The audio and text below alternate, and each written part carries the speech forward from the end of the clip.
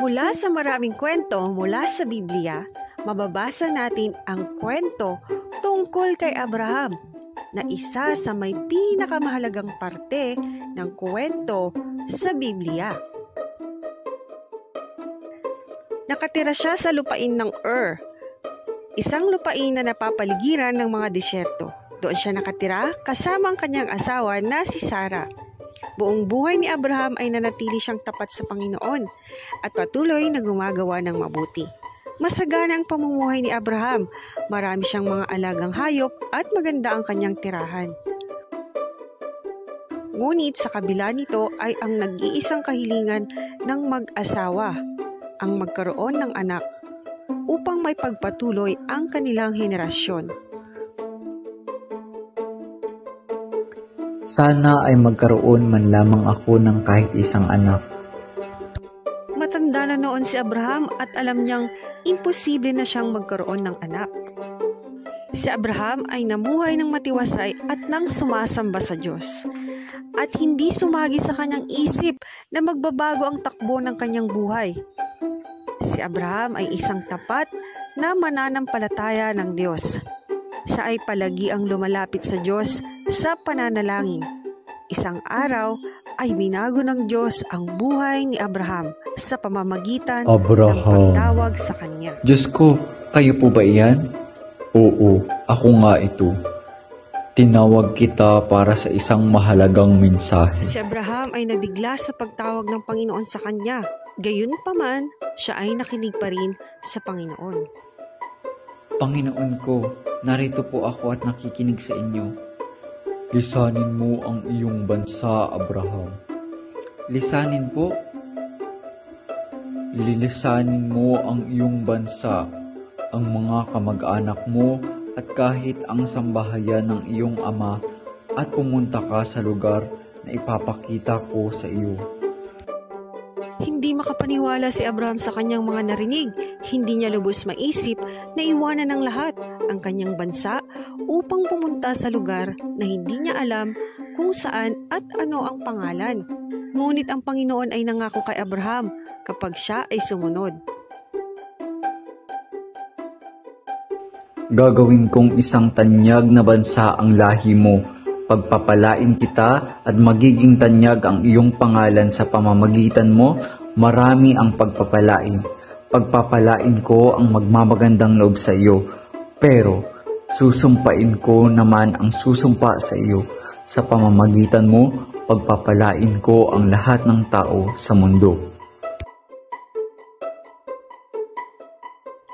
Isa itong magandang pangako para kay Abraham at sa magiging lahi ni Abraham dahil sa kanyang pagsunod. At tinanggap nga ni Abraham ang pagtawag na ito. Panginoon, ako po ay tumutugon sa iyong pagtawag sa akin. Bumalik si Abraham sa kanyang pamilya upang sabihin ito. Sarah, ama ko, hali kayo. Pagbalik ni Abraham ay kinuwento niya ang nangyaring pagtawag sa kanya. Ano yun, Abraham? Mukhang napakasaya mo. Tinawag ako ng Panginoon para sa isang mahalagang mensahe. Ano?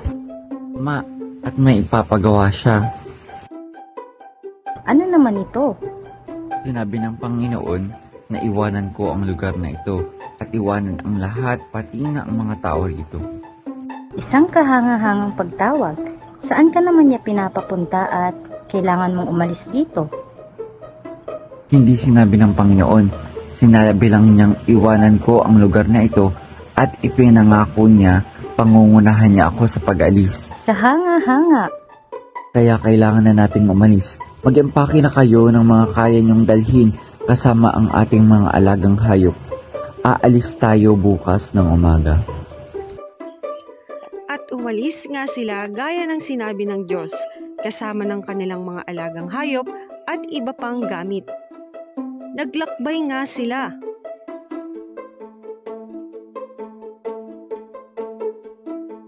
Sumama rin si Lot na pamangkin ni Abraham.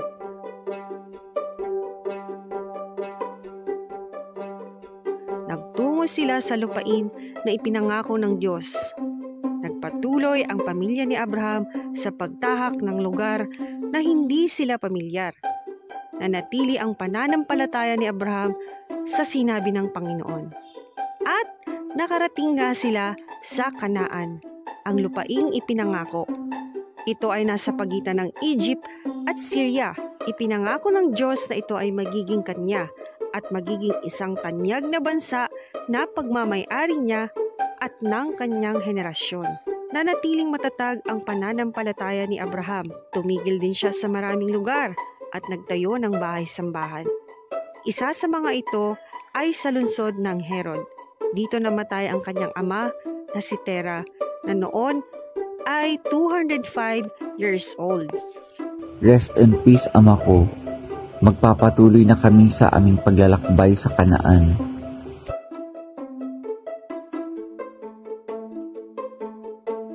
Nagpatuloy sila sa paglalakbay. Nakarating sila sa ilog ng Euphrates hanggang makarating sa Shechem. Ang pamilya ni Abraham ay tumigil din sa lugar ng Bethel. Ang mga tao dito ay sumasamba kay El, Diyos ng mga Canaanites. Sa pagdating ni Abraham, ginawa niyang bahay-sambahan ito para sa Panginoon. Sa kanilang pag-alis, naglagay siya ng palatandaan sa kanyang lupain.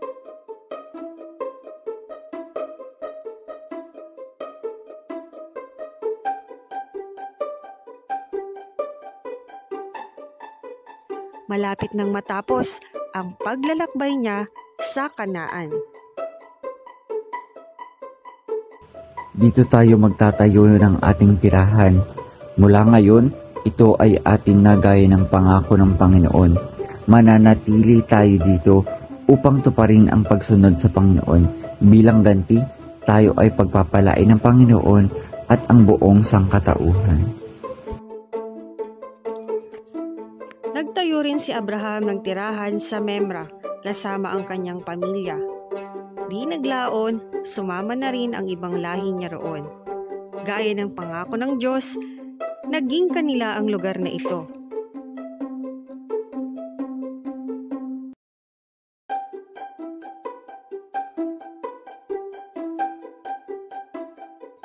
Ang pagkakaloob sa kanila sa lupain ng Kanaan ay umpisa pa lamang ng maraming mga pangako at pagpapala ng Diyos kay Abraham. Halos na kay Abraham na ang lahat, bukod sa isang bagay. Nais niyang magkaanak.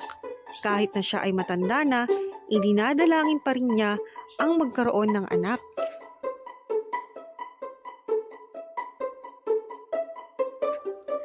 Alam ni Sarah na hindi na siya magkakaanak, kaya naisip niyang ibigay si Hagar, isang alipin, kay Abraham. Baka sakaling sila ay magkaanak.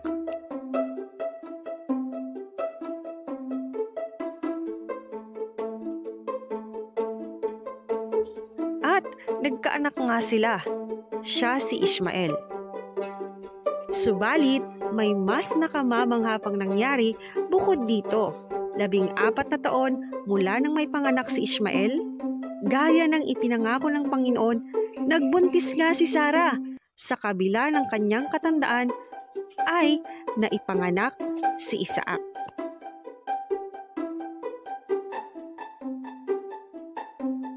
Sa wakas ay nagkaanak na tayo at magkakaroon na ako ng tagapagmana. Siya ang mamamahala sa lahat ng lupaing ipinangako ng Panginoon. Salamat, Panginoon, sa himalang ito. Mananatili kaming pinagpala dahil sa pangako ninyo. Gaya ng pangako ng Panginoon, nakahanap ng panibagong lupain si Abraham sa Kanaan.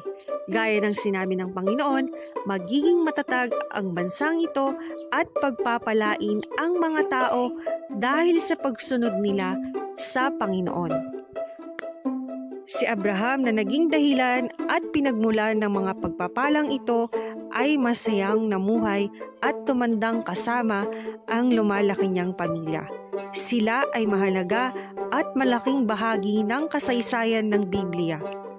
Si Abraham ay isa sa pinakaimportanteng propeta sa Biblia. Salamat sa kanyang pagmamahal at buong pusong pagsunod sa pangako ng Diyos. Nakapagtatag siya ng isang bansa o henerasyon na panghabang buhay na nabibilang para sa Panginoon.